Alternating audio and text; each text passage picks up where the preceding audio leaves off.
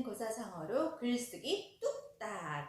오늘의 고사성어 각주구검.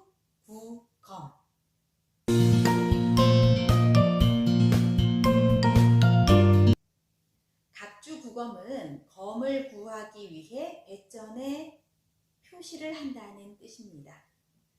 그럼 이 고사성어에는 어떤 이야기가 숨겨져 있을지 한번 알아볼까요? 옛날 중국의 춘추 전국시대에 있었던 일이에요. 춘추 전국시대는 춘추시대와 전국시대를 합쳐 이루는 말인데요. 이때는 중국이 여러 나라로 갈라져서 끊임없이 대립하던 시기였는데 쉽게 전반기를 춘추시대, 후반기를 전국시대라고 해요. 어느 날 초나라 사람들이 중국에서 가장 긴 강인 양쯔강을 건너기 위해 나룻배를 탔어요. 한 남자가 품속에 검을 꼭 끌어안고 뱃전에 앉아 있었죠. 뱃사공이 그 모습을 보며 말했어요. 검을 무척 아끼시는군요. 소중한 검인가 봅니다. 남자는 씩 웃으면서 자랑스레 대답했어요. 네, 아주 좋은 검이에요. 전쟁터에서 저를 영웅으로 만들어줄 명검이죠. 그래서 한시도 제품에서 떼어놓지 않는답니다. 나룻배가 양쯔강을 절반쯤 건널 무렵이었어요. 퐁당! 세상에! 남자가 품속에 검을 만지작대다가 실수로 강물에 빠뜨렸지 뭐예요. 아이고, 내 검을 물에 빠뜨렸네. 남자는 깜짝 놀라 물속을 향해 손을 뻗으며 호적댔어요. 그 바람에 나룻배가 균형을 잃고 기웃동했죠. 뱃사공은 깜짝 놀라 남자를 말렸어요. 아이고, 진정하세요. 그렇게 난리를 피우시면 안 됩니다. 배가 기울어져 자칫하면 뒤집힌다고요. 그러자 남자는 작은 칼을 꺼내 들더니 배에다 뭔가를 새겼어요. 뱃사공이 고개를 갸웃하며 물었죠. 아니, 작은 칼로 뭘 하시는 게요? 배에 작은 흠집을 냈습니다. 검을 빠뜨린 위치를 표시한 거죠. 뱃사공은 남자를 도저히 이해할 수가 없었어요. 혀를 끌끌 차며 한마디 했죠. 이미 강물 속에 빠진 검을 나중에 어떻게 찾습니까? 아까 그 자리에서 바로 뛰어들어 찾든지 해야지요. 하지만 남자는 듣는 둥 마는 둥 했어요. 걱정 마세요. 검을 빠뜨린 위치만 알면 금방 찾을 수 있을 테니까요.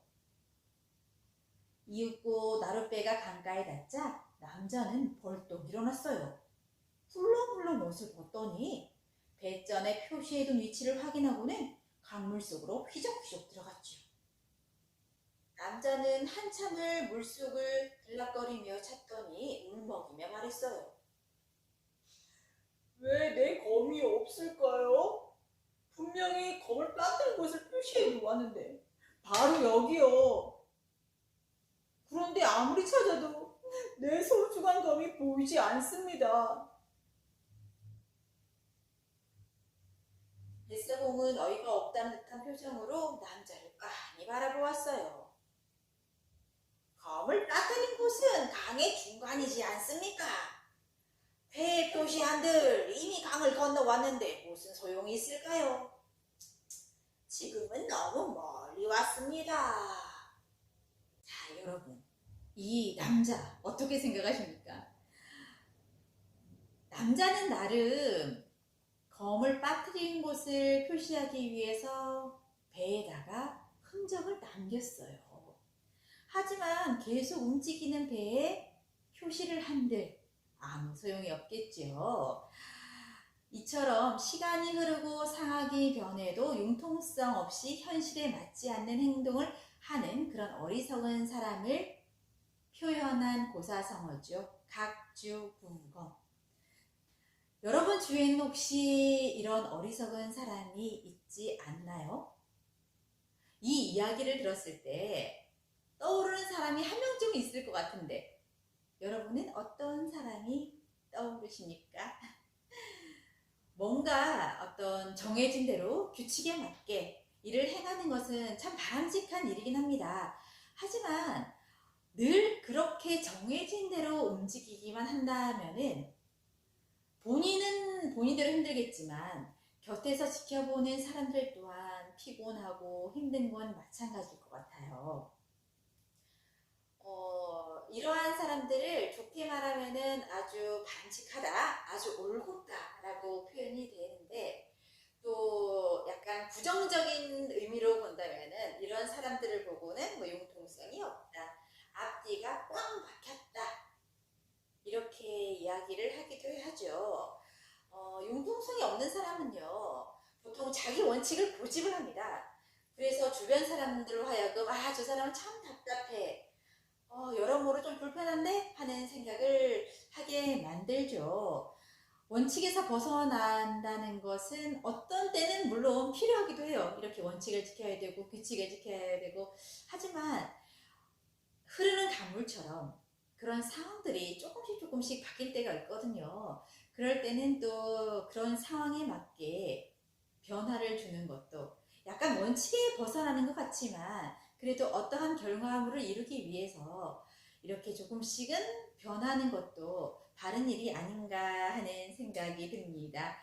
우리 그런 거 있잖아요. 꿩을 예로 들면은 꿩이 숨을 때 어떻게 하는 줄 알아요? 딱 자기 머리만 감춥니다.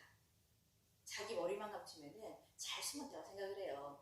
여러분들이 물론 생각은 잘 나지 않겠지만 선생님의 아이들도 그랬고 많은 아이들이 숨바꼭질 할 때 어떻게 하냐면요, 이불 속에 머리만 딱 감춰요. 이렇게.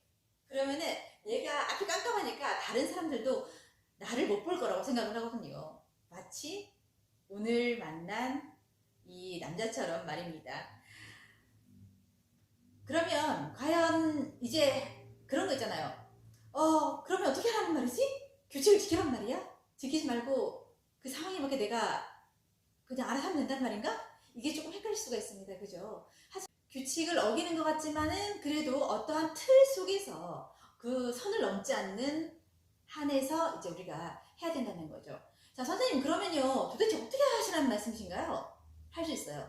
근데 그 판단력은 지혜가 필요하겠죠. 그런 판단력을 키우기 위해서는 우리가 많은 책을 읽고 또 스스로 질문을 하면서 무엇이 과연 옳은 것인가, 이것을 끊임없이 생각을 해봐야 된다는 거예요. 그런데 이 판단을 한다는 것은 스스로가 해야 되는데 그것 꼭 정해줘야 하는 친구들이 있어요. 가령 뭐 엄마라든지 선생님이라든지 이건 이렇게 해, 저건 저렇게 해.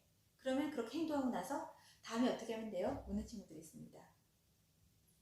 자기가 행동하는 거잖아요. 스스로 판단할 수 있어야겠죠? 그렇기 위해서는 그 또한 연습이 필요한 거예요. 그래서 그 책을 읽으면서도 이 주인공은 이렇게 했구나, 저렇게 했구나, 이게 다가 아니라 나라면은 과연 이런 상황에서 어떻게 할까를 생각해 보라는 거죠.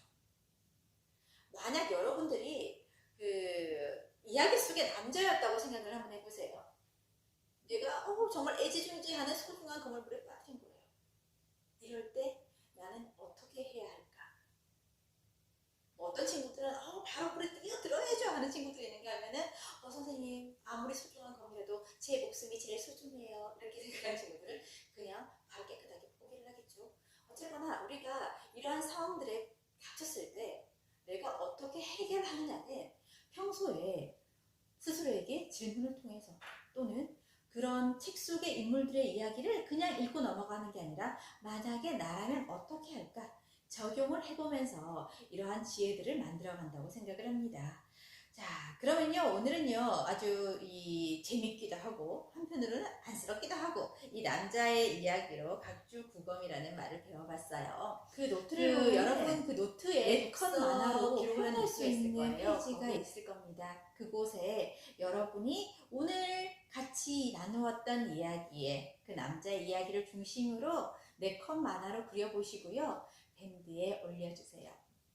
같은 이야기지만 표현력은 다 다르기 때문에 아마 어떤 친구는 4컷 만화를 이러이러한 장면을 넣었고 또 다른 친구는 나에게 마음에 와닿는 장면, 또 인상 깊었던 장면을 중심으로 이어갈 거라고 생각이 듭니다. 여러분의 만화 기다리고 있을게요. 그러면 우리는 다음 시간에 또 새로운 고사성어로 만날게요. 여러분 안녕! 온 마을이 학교가 되고 모든 이웃이 교사가 되어 아이들의 성장을 함께하는 김해 행복교육지구.